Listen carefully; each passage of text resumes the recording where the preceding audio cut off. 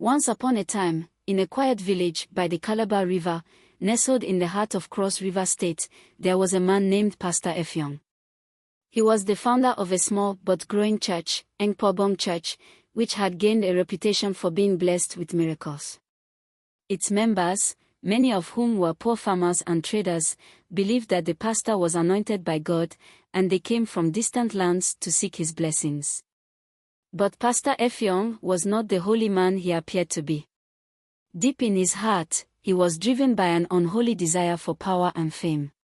His true ambition was not salvation for his people but to increase the numbers in his church, and to do so, he would do anything.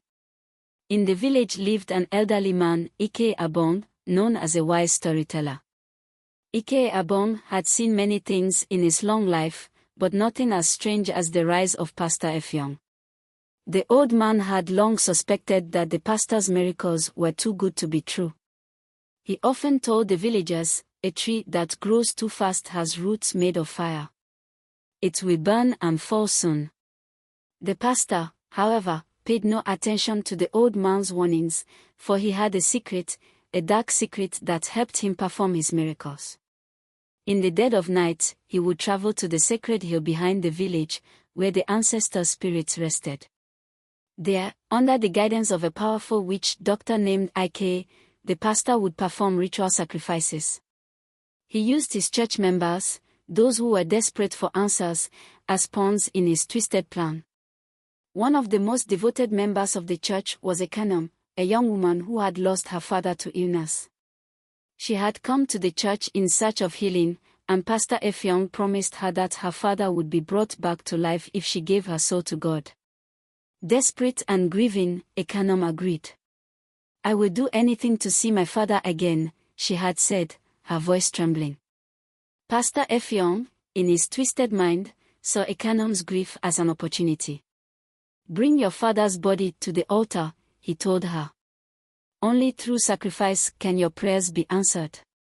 Ghanam, trusting the pastor, went to the local river where her father had been buried. But when she returned with his body, she found that the church had set up a strange altar with burning incense and strange symbols drawn on the ground. Pastor Effiong stood waiting with Ike, the witch doctor, standing silently behind him. As the ritual began, the air grew thick with tension, and the shadows seemed to grow longer. But just as the final words were about to be spoken, Ike Abong arrived at the scene, having followed the strange noise from his house. He had seen the pastor's deceit before, and now he was ready to expose it.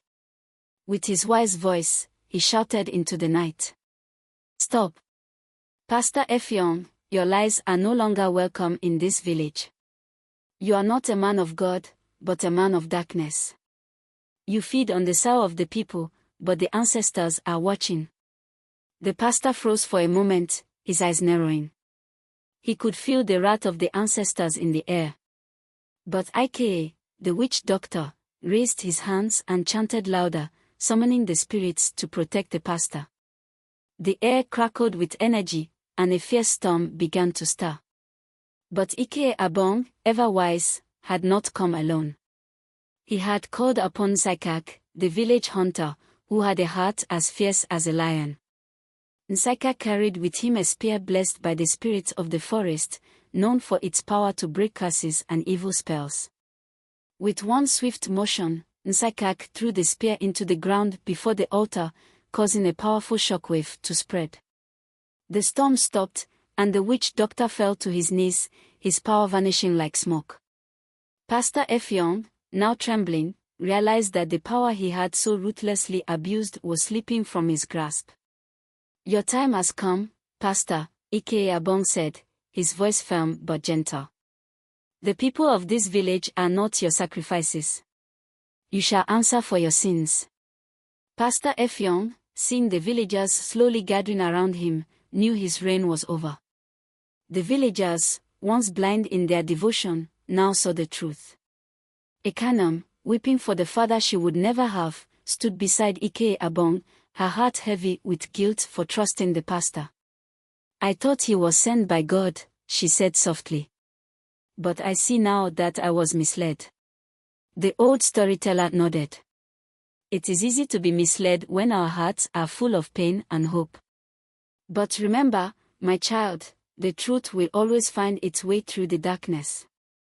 With that, the villagers gathered together, and under the leadership of Ike Abong, they expelled Pastor Effiong from their land.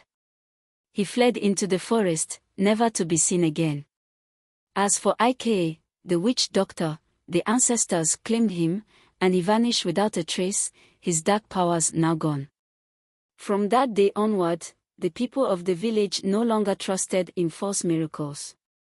They learned to rely on each other, their community, and the wisdom of their elders.